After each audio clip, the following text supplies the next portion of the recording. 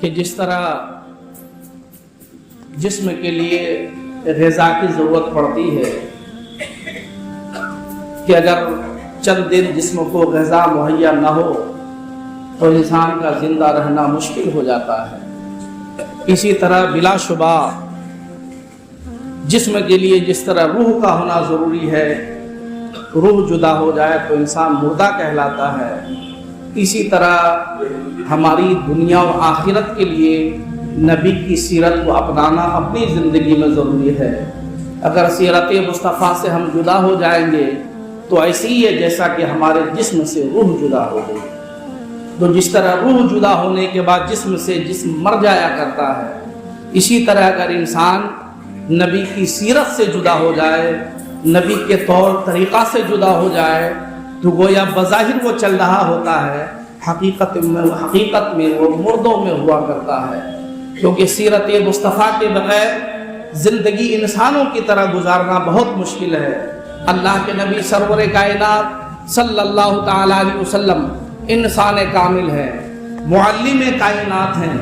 اللہ کے نبی خود ارشاد فرماتے ہیں کہ اللہ نے مجھے اس لیے بھیجا تاکہ میں مکارم اخلاق کو اپنے انجام تک پہنچا دوں۔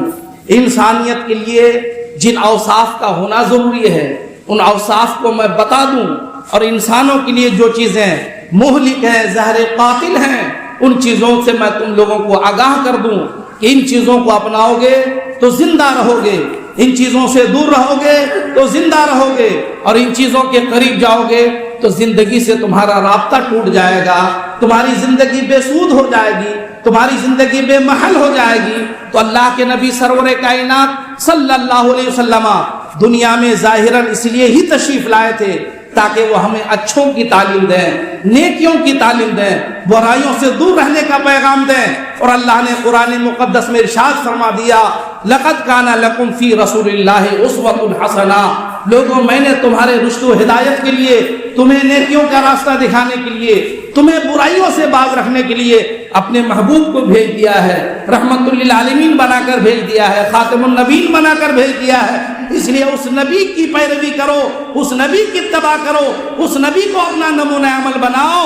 کامیابی دینے والا میں ہوں، تم نبی کی اتباع کرو، کامیابی میں تمہیں عطا کروں گا، کامیابی تمہارا قدم چومتی ہوئی نظر آئے گی۔ شرط یہ ہے کہ تم میرے محبوب کو اپنا لو، میرے محبوب کی سنتوں کو اپنا لو، میرے محبوب کی اداؤں کو اپنا لو۔ میرے آقا سرور کائنات صلی اللہ علیہ وسلم نے کون ایسی فیلڈ ہے، کون ایسی جہت ہے، کون سا ایسا پہلو ہے جس میں ہم گنہگاروں کو اللہ کے نبی نے نمونہ نہیں فراہم کیا؟ زندگی سے لے کر موت تک، موت کے بعد کے مراحل تک اللہ کے نبی نے سب کچھ بتا دیا کہ تم لوگ مسلمان ہو، تم لوگ مومن ہو، اللہ نے تم پر بڑا احسان کیا کہ تمہیں کلمہ پڑھنے کی توفیق دی، تمہیں مسلمانوں کے زمروں میں بنایا ہے، تو تمہیں چاہیے کہ اللہ کے فرامین کی اتباع کرو، اللہ کے احکام کی پیروی کرو، تب تمہاری زندگی صحیح رہے گی۔ ورنہ ایمان کی دولت ہونے کے بعد بھی پروردگار عالم نے خطرناک جہنم تیار کر رکھا ہے۔ یقیناً یہ جہنم جس طرح دوسرے لوگوں کے لیے ہے، اس طرح مومنین میں ان لوگوں کے لیے بھی ہے جو راہ خدا پر نہیں چلتے، سنت مصطفیٰ کی پیروی نہیں کرتے، طریقہ مصطفیٰ کو نہیں اپناتے۔ قرآن مقدس میں سینکڑوں آیات طیبات مومنین اور مسلمانوں کے لیے ہے کہ ان کے لیے دہکتی ہوئی آگ ہے، جہنم کے سانپ ہے، جہنم کے بچھو ہے، جہنم کے خطرناک عذاب ہے۔ یہ پروردگار عالم نے مومنین اور مسلمانوں کے لیے بیان فرمایا۔ یہ کون مومنین و مسلمان ہیں جنہوں نے اپنے آپ کو طریقہ مصطفیٰ سے دور رکھا ہے، خدا کے فرامین سے دور رکھا ہے۔ سارے چیزوں کے لیے وقت ہے، جس رب نے وقت دیا ہے، جو رب خالق و مالک ہے، رزاق ہے۔ ہم کہتے ہیں صاحب نمازوں کے لیے ہمارے پاس وقت نہیں ہے، خدا کی بندگی کے لیے ہمارے پاس وقت نہیں ہے۔ انہی بندوں کے لیے اللہ نے فرمایا میں نے تمہارے لیے دردناک عذاب تیار کرا، وقت میں نے دیا، رزق کا وعدہ میں نے کیا، پھر تم کہتے ہو نماز کے لیے وقت نہیں۔ تمہیں لوگوں کے لیے اللہ نے دردناک عذاب تیار کر رکھا ہے۔ زندگی کے معاملات میں، عبادات کے معاملات ہوں یا دیگر ہماری زندگی کے معاملات ہوں، نکاح کے معاملات ہوں، شادی بیاہ کے معاملات ہوں، طلاق کے معاملات ہوں، عقیقہ کے معاملات ہوں، ختنہ کے معاملات ہوں یا گھر کے دیگر معاملات ہوں، ان سارے معاملات میں اللہ کے نبی نے جو نمونہ فراہم کیا ہے، اگر اس نمونہ کے مطابق زندگی گزارو گے تبھی کامیاب ہے۔ کھانے سے لے کر پینے تک، اور حد یہ ہے کہ پیشاب سے لے کر باتھ روم کرنے تک ہر چیز کا طریقہ اللہ کے نبی نے بیان فرما دیا۔ کیا کسی مذہب میں پاؤ گے کہ ٹوائلٹ جانے کا بھی طریقہ اس مذہب میں بیان کیا ہے؟ نہیں، یہ طریقہ دین اسلام کے اندر ہے کہ اللہ کے نبی نے فرمایا باتھ روم جاؤ تو قدم کیسا رکھنا ہے، گھسنا کیسے ہے، بیٹھنا کیسے ہے، پانی کیسے لینا ہے، یہ طریقہ اگر کسی نے بتایا ہے تو اللہ کے نبی ہے، سرور کائنات ہے۔ اس سے بڑی بات اور کیا ہو سکتی ہے مسلمانوں؟ جس نبی نے تمہیں چلنے پھرنے کا طریقہ تک، چپل جوتا پہننے کا تک کا طریقہ بتایا ہے، تو جو بڑے بڑے معاملات ہیں کیا نبی نے اس کا طریقہ نہیں بتایا؟ ضرور بتایا ہے۔ مگر آج یہ تباہی، یہ بربادیاں، یہ فضول خرچیاں، یہ ہمارے قوم کے اندر خرافات، یہ صرف طریقے مصطفیٰ سے جدا ہونے کا نتیجہ ہے۔ اور نبی کے طریقہ سے جدا ہو تو کتنی بربادی ہے، کتنی بربادی ہے۔ شادی بیاہ کا ماحول ہے، ٹھنڈی آتی ہے شادیاں بڑھ جاتی ہیں، دیکھو شادیوں میں خرافات، بربادی۔ اللہ کے نبی خود شادی فرمائے ہیں، مختلف وقتوں میں 11 ازواج مطہرہ سے ہماری 11 مائیں سرکار کے نکاح میں آئی ہیں۔ تو آپ کو نہیں چاہیے کہ ہم سرکار کی کسی شادی کا مطالعہ کریں کہ سرکار کی شادی کیسے ہوئی، سرکار کا نکاح کیسے ہوا، سرکار کی بارات کیسے آئی، سرکار کا ولیمہ کیسے ہوا؟ آپ نے غور نہیں کیا کبھی؟ آپ کو غور کرنا چاہیے تھا، آپ کو غور کرنا چاہیے تھا، آپ کو دیکھنا چاہیے تھا، کیونکہ ہمارے لیے دنیا داروں کی شادی نمونہ نہیں ہے، ہمارے لیے تو رسول مختار کی شادی نمونہ ہے، ہمارے لیے صدیق اکبر کی شادی نمونہ ہے، عمر بن خطاب کی شادی نمونہ ہے، عثمان غنی کی شادی نمونہ ہے، مولا کائنات شیر خدا کی شادی نمونہ ہے۔ ہمیں ان شادیوں کو دیکھنا چاہیے تھا کہ یہ شادیاں کیسے ہوئی۔ بخاری شریف کی حدیث سے پاک ہے، مسلم شریف کے اندر بھی ہے، دیگر سیاہ ستہ کی حدیثوں میں ہے کہ اللہ کے نبی نے مختلف وقتوں میں شادی کیا، نکاح کیا۔ مگر ابھی جو بارات کی یہ ریل پیل ہے، کیا نبی کی زندگی میں ایسا تھا، صحابہ کی زندگی میں ایسا تھا کہ 400-500 باراتی لے کر کے ہم جائیں گے لڑکی کے گھر اور پہلے سے ڈیمانڈ کریں گے کچھ بھی ہو، ذرا یہ سب ہمارے بڑے خاص گیسٹ ہیں، ان کی بے عزتی اور انسلٹ نہیں ہونا چاہیے؟ ارے تمہیں اپنے مہمانوں کے اتنا خیال ہے تو تم نے خود انتظام کیوں نہیں کیا؟ یہ کیا کم ہے کہ ایک باپ نے بچپن سے ایک لڑکی کو پالا ہے، پوسا ہے، تربیت دی ہے، تعلیم کیا ہے، وہ اپنے لختے جگر کو تمہارے حوالہ کر رہا ہے، یہ کیا کم ہے؟ تم نے اوپر سے اتنا بوجھ اس کے اوپر ڈال دیا، اور تھوڑی سی کیا انبن ہوئی، انتظام صحیح نہیں ہوا، ہماری ناک کٹ گئی، تمہاری ناک اتنی اونچی تھی تو نادان تو نے کیوں نہیں خود انتظام کیا؟ تو دنیا بھر کے انتظامات کر، کھلا تجھے کون روک رہا ہے؟ بخاری شریف کی حدیث پاک یاد آ رہی ہے، صحابہ نبی سے جتنی محبت کرتے تھے کون کر سکتا ہے؟ کوئی کر سکتا ہے؟ مگر دیکھو آپ کہ سرکار کے دور میں یہ بارات کا اس طرح سسٹم ہی نہیں تھا۔ حضرت عبد الرحمن بن عوف جلیل قدر صحابی ہیں، عشرہ مبشرہ میں سے ہیں، ان کا مقام مرتبہ بہت بلند و بالا ہے۔ آقا کی بارگاہ میں تشریف لائے، آقا نے ارشاد فرمایا، عبد الرحمن کیا بات ہے تمہارے کپڑوں میں، تمہارے جسم میں زردی کے اثرات دیکھ رہا ہوں، حالانکہ یہ اثرات ہونا نہیں چاہیے تھا۔ تو حضرت عبد الرحمن بن عوف عرض کرتے ہیں، حضور میں نے ایک عورت سے نکاح کر لیا ہے، وہ زردیاں چھوٹ کر کے میرے کپڑوں میں لگ چکی ہیں۔ اللہ کے نبی نے فرمایا مبارک ہو، اللہ کے نبی نے فرمایا مبارک ہو۔ آقا آگے فرماتے اولم ولو بشات، عبد الرحمن جب تم نے نکاح کر ہی لیا ہے تو ولیمہ کر لو، اگرچہ ایک بکری ہی سے صحیح، ولیمہ کر لو اگرچہ ایک بکری ہی سے صحیح۔ اس حدیث پاک سے کئی باتوں کا علم ہوا۔ پہلی بات، عبد الرحمن بن عوف جلیل القدر صحابی عشرہ مبشرہ میں سے ہے، نکاح کر رہے ہیں، دعوت نبی کو بھی نہیں دے رہے ہیں۔ پتہ یہ چلا کہ جس طرح یہ دعوت کا سسٹم ہے وہ سسٹم ہی نہیں تھا۔ وہ لوگ عورت کو دیکھتے تھے، پسند آتی تھی، نکاح ہو جاتا تھا، پھر لڑکی کے گھر والے ایک آدھ آدمی مل کر لڑکی کو لڑکا کے گھر پہنچا دیتے تھے، یا لڑکا کے دو چند لوگ جو محرمات میں ہے جاتے تھے لڑکی کے گھر, لڑکی کو رخصتی کر کے لے آتے. اس میں دعوت دینے کی بات ہی نہیں تھی. اگر دعوت ہم لوگ جس طرح دیتے ہیں اور بارات کا جو سسٹم ہم نے بنا رکھا ہے, اگر ایسا ہوتا تو ایک صحابی نبی کو چھوڑتے نبی کو. مجھے بتاؤ, جو صحابہ نبی کے خاطر جان, مال, دولت, شہر سب کو چھوڑ دیا, وہ نبی اپنی بارات میں نبی کو چھوڑتے وہ صحابی. پتا چلا یہ بارات کا ایسا سسٹم نہیں تھا, بارات کا ایسا سسٹم نہیں تھا. تو پتا چلا دیوانوں, تمہیں نبی کا طریقہ اپنانا چاہیے. اچھا اگر ہو ہی گیا بارات کا ایک سسٹم, تو ایک مہذب انداز میں ہونا چاہیے. جتنا بوجھ لڑکی والے اٹھا سکیں اس انداز میں ہونا چاہیے. وہ اپنی خوشی سے, مرضی سے جو کھلا دیں اسی پر صبر کرنا چاہیے. دعوت کھانے کا طریقہ یہی ہے کہ جس کے گھر آپ دعوت کھانے کے لیے گئے, جو بھی ملا کھایا, اللہ کا شکر ادا کیا, اور جنہوں نے دعوت دی ان کا شکریہ ادا کر کے اجازت لے کر گھر روانہ ہو. نہ یہ کہ صاحب دسترخوان میں بیچارے کرنے والے نے ولیمہ میں کیا کیا انتظام نہیں کیا. لڑکی والے پہلے سے پریشر میں ہیں کہ باراتی آئیں گے, نہ جانے کیا کیا ہوگا.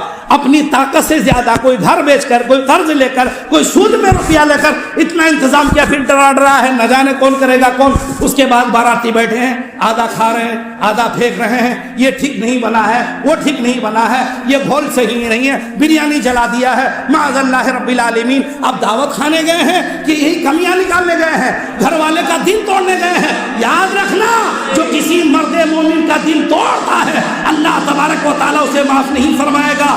دلوں کو رب نے جوڑنے کا حکم دیا ہے, توڑنے کا حکم نہیں دیا ہے. تو جان کہ وہ پہلے سے اتنا پریشر میں ہے, بیٹی کا نکاح ہو رہا ہے, بیٹی کی روانگی ہے, پہلے سے کتنا دکھ درد کا عالم ہے. ایک بچی کو پالنا 10 سال, 20, 15 سال, 25 سال تک, پھر اپنے لخت جگر کو ایک اجنبی کے حوالے کر دینا, یہ بڑے دل جگر کی بات ہے. یہی کیا کم تھا کہ دکھ کا پہاڑ, غم کا پہاڑ تو پہلی اس کے اوپر ٹوٹ پڑا ہے. تم نے پھر انتظامات کا, باراتیوں کا بوجھ ڈال کر پھر وہ بیچارہ کر لیا, پھر یہ برائیاں کر کر کے تم نے اس کا دل توڑا ہے, اسے تکلیف دیا ہے. اللہ تمہیں معاف نہ فرمائے گا. اس لیے صحابہ کے روش کو اپناؤ, اللہ کے نبی کے روش کو اپناؤ. تمہیں کھلانے کا شوق ہے, نوابی جھاڑنے کا شوق ہے, تو نبی نے فرمایا ولیمہ کر, جھاڑ اس میں نوابی کر دے, پورے مٹیا برج کو, پورے کلکتہ کو دعوت. اس وقت تو اچھے اچھے سلنڈر ہو جاتے ہیں, جب دکھانے کی بات ہے تب سلنڈر ہے, جب دوسروں پر بوجھ ڈالنے کی بات ہے تو خوب نوابی جھاڑ رہے ہو. یہ صحابہ کرام ہیں کہ عبد الرحمن بن عوف جیسے صحابی نکاح کر رہے ہیں, نبی کو خبر نہیں. اس لیے جن کو اللہ نے جیسی حیثیت دیا ہے اس حیثیت سے کام کرو, لڑکی والوں پر اضافی بوجھ نہ ڈالو. اگر انہوں نے خوشی بخوشی براتیوں کو قبول کر لیا ہے تو ٹھیک ہے, جاؤ کھاؤ پیو, دعا دے کر کے آ جاؤ. اس کا دل نہ توڑو, دل نہ توڑو اور اضافی اس کے اوپر بوجھ نہ ڈالو, ورنہ سیرت مصطفیٰ سے دور ہو جاؤ گے. ہلاکت یہاں بھی ہے, ہلاکت وہاں بھی ہے. اللہ کے نبی سرور کائنات صلی اللہ علیہ وسلم الگ الگ وقتوں میں نکاح فرمایا, اور عبد الرحمن بن عوف سے فرمایا ولیمہ کرو اگرچہ ایک ہی بکری سے ہو. اللہ کے نبی نے 11 ازواج مطہرات کا ولیمہ کیا. معلوم ہے سرکار کا ولیمہ کیا تھا؟ کسی ولیمہ میں چند صحابہ کو کھجرا کھلا دیا, ہو گیا ولیمہ. کہیں ستو پلا دیا, ہو گیا وہی ولیمہ. کہیں اور دوسری چیزیں جو سامنے حاضر ہیں, ہو گیا ولیمہ. سرکار کا سب سے بڑا ولیمہ میں آپ کو سنا رہا ہوں, بخاری مسلم شریف کی حدیث ہے. جب میرے آقا سرور کائنات صلی اللہ علیہ وسلم کا زینب بنت جہش رضی اللہ تعالیٰ عنہ, ہماری اس ماں سے میرے آقا کا نکاح ہوا, تو حدیث پاک میں ہے کہ یہ سرکار کا سب سے بڑا ولیمہ اس میں ہوا. معلوم ہے سرکار کا سب سے بڑا ولیمہ کون تھا؟ اور مجھے بتاؤ, تم اپنے رشتہ داروں سے زیادہ محبت کرتے ہو یا نبی صحابہ سے زیادہ محبت کرتے ہو؟ بتاؤ. نبی صحابہ سے زیادہ محبت فرماتے تھے نا. آج تو کچھ لوگ مارے ڈر کر کے پروگرام نہیں کرتے. کیوں؟ ارے کہیں نہیں کہ حضرت کیا بتائیں, 100 لوگوں کا انتظام کی حیثیت ہے, اور اگر 100 لوگوں کا کر دیا تو باقی لوگ کیا کہیں گے؟ تم نے وہاں ہم کو پوچھا نہیں ولیمہ میں, تم نے ہم کو فلاں میں نہیں, مارے ڈر کے بیچارہ کر ہی نہیں پا رہا ہے. اللہ کے نبی سرور کائنات صلی اللہ علیہ وسلم صحابہ سے کتنی محبت فرماتے تھے. ارے خود بھوکے رہ کر غریبوں کو کھلانا, دوسروں کو کھلانا اسی نبی کی شان تو ہے. مگر آقا جب ولیمہ فرما رہے ہیں, جو سامنے حاضر ہیں, کھجور کھلا دیا, ستو پلا دیا, کچھ بھی کر دیا, یہ آقا کا ولیمہ ہو گیا. کیا میرے آقا نے یہ خیال کیا کہ سارے صحابہ مجھ پر جان چھڑکتے ہیں، ولیمہ میں سب کو دعوت نہیں دوں گا تو بات خراب ہو جائے گی؟ نبی نے وہ نہیں فرمایا. جو حیثیت تھی، جس انداز میں نبی کو کرنا تھا کہ جتنے صحابہ حاضر تھے جو بھی حاضر ہو گیا سرکار نے کھلا دیا، ولیمہ کی نیت سے سنت بھی ادا ہو گئی، ولیمہ بھی ہو گیا. کہتے ہیں حضرت زینب بنت جحش کا سب سے بڑا ولیمہ ہوا، مالک جنت کا سب سے بڑا ولیمہ.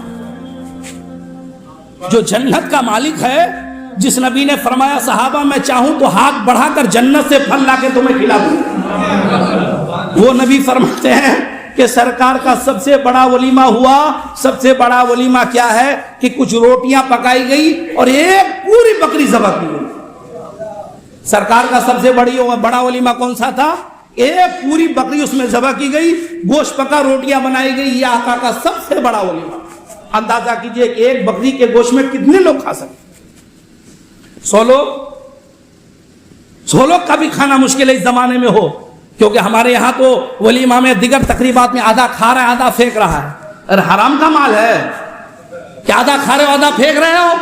جس نے تمہیں دعوت میں بلایا ہے، اگر بلا وجہ تم نے ایک بوٹی بھی دسترخوان پہ گرایا تو خدا کی بارگاہ میں جواب دینا ہوگا، کیونکہ اس شخص نے تمہیں کھانے کے لیے بلایا ہے، نقصان کرنے کے لیے ہی، برباد کرنے کے لیے نہیں. تمہیں صبر نہیں ہوتا، تمہاری آنکھیں نہیں بھرتی؟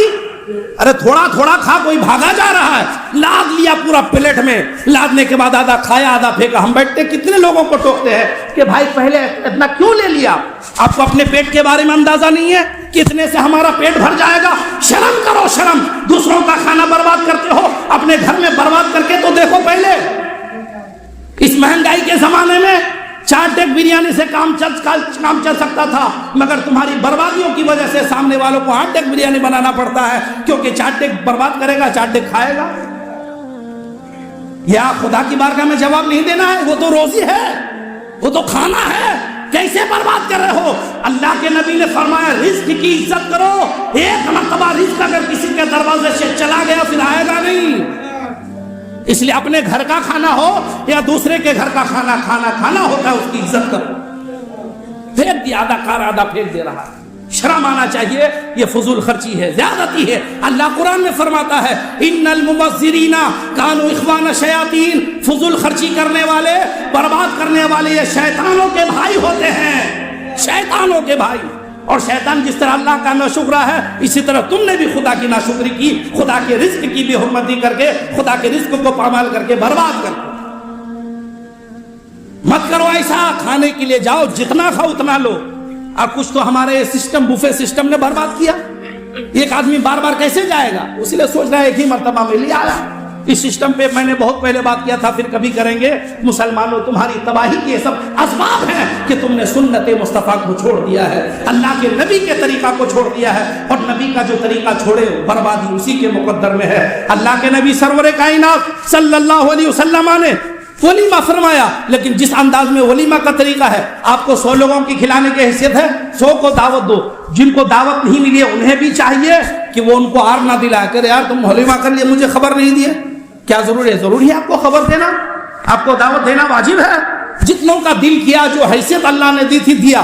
کبھی آر نہ دلائیے، کسی کو دعوت دے دیا، شکر منائی نہیں دیا، کوئی بات نہیں. یہ سوچے کہ ہوگا نہیں شاید. کیوں کسی کی عزت کو آپ اچھالنے پر تلے ہوئے؟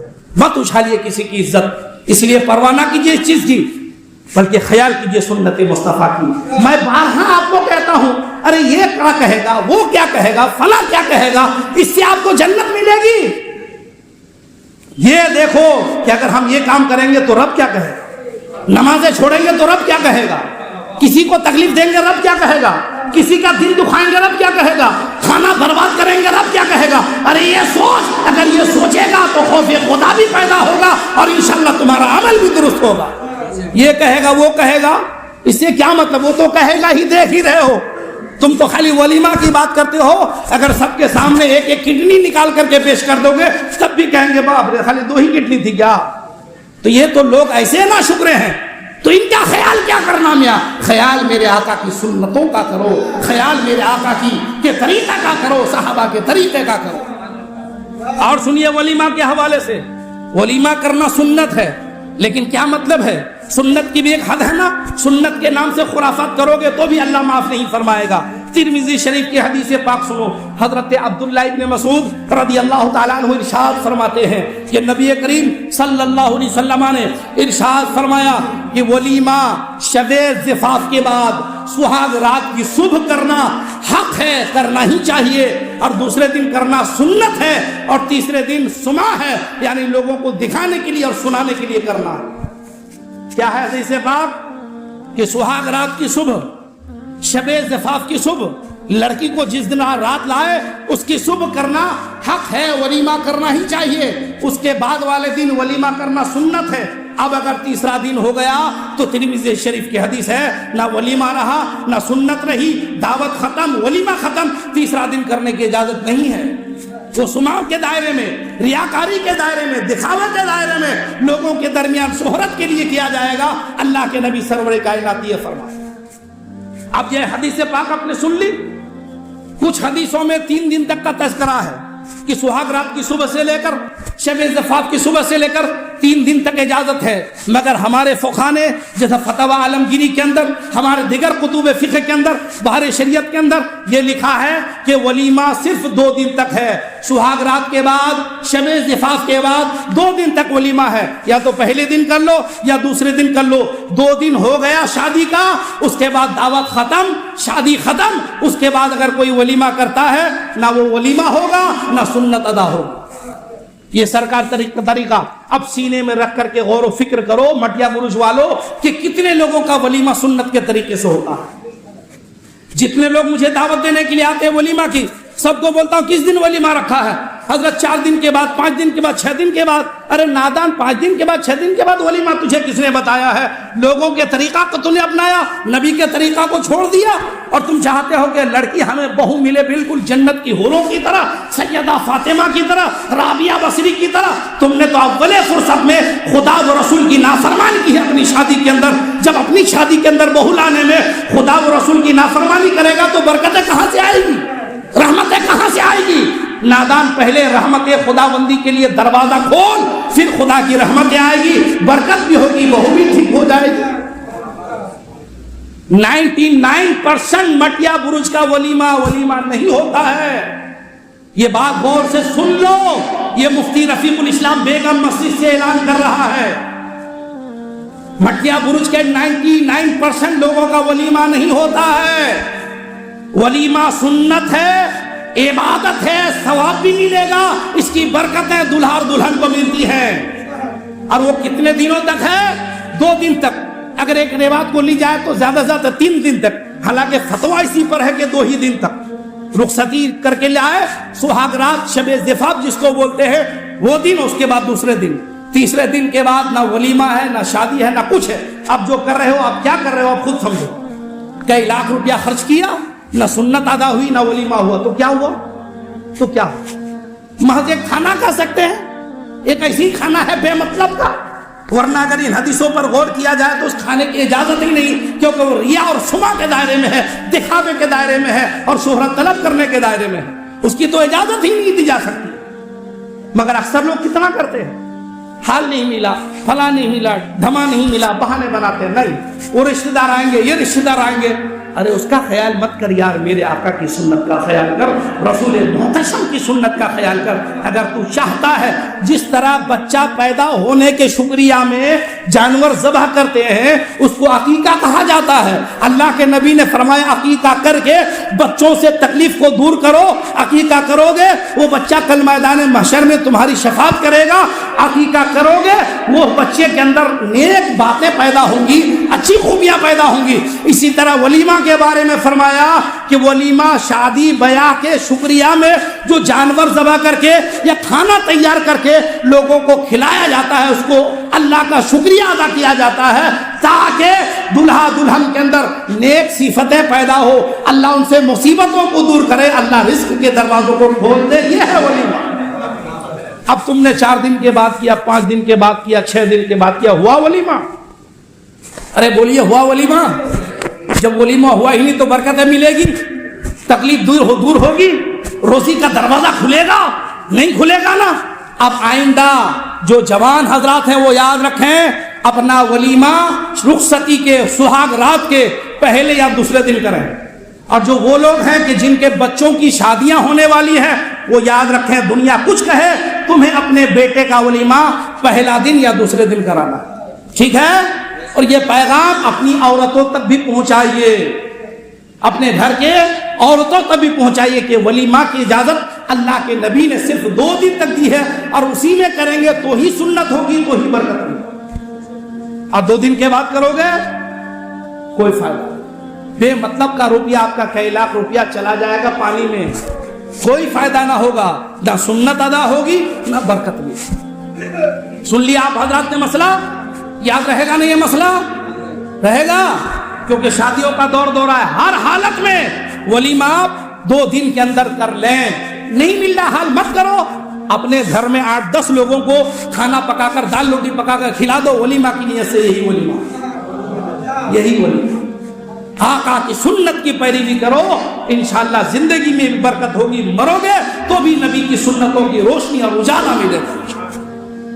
تو ولیمہ کے حوالے سے یہ مسئلہ یاد رہے گا خصوصیت کے ساتھ کہ ولیمہ صرف 2 دن تک ہے، سہاگ رات کے بعد، شب زفاف کے بعد صرف 2 دن، تیسرے دن، چوتھے دن، 5ویں دن اس کے بعد جو بھی ولیمہ کرے گا وہ شرعی ولیمہ نہیں ہوگا، نہ ولیمہ کی سنت ادا ہوگی۔ یہ مسئلہ اچھی طرح سے یاد رکھیں، اور جتنے لوگوں کو دعوت دی جائے اتنے لوگ جائیں، باقی لوگ اسے آر نہ دلائیں کہ تم نے ہمیں پوچھا نہیں، تم نے ہمیں کہا نہیں، غلط ہے۔ کسی کی عزت کو نہ اچھالو، اور جب کھانے کے لیے جاؤ جتنا مل جائے کھاؤ، اور کھانے کی عیب تو یوں بھی تلاش نہیں کرنا چاہیے، نبی نے فرمایا کہ کھانے میں عیب نہ ڈھونڈو، کھانے کی برائی مت کرو، جو مل جائے کھاؤ، اللہ کا بھی شکر ادا کرو، جنہوں نے دعوت دی ان کا بھی شکر ادا کر کے دعا دے کر گھر آ جاؤ۔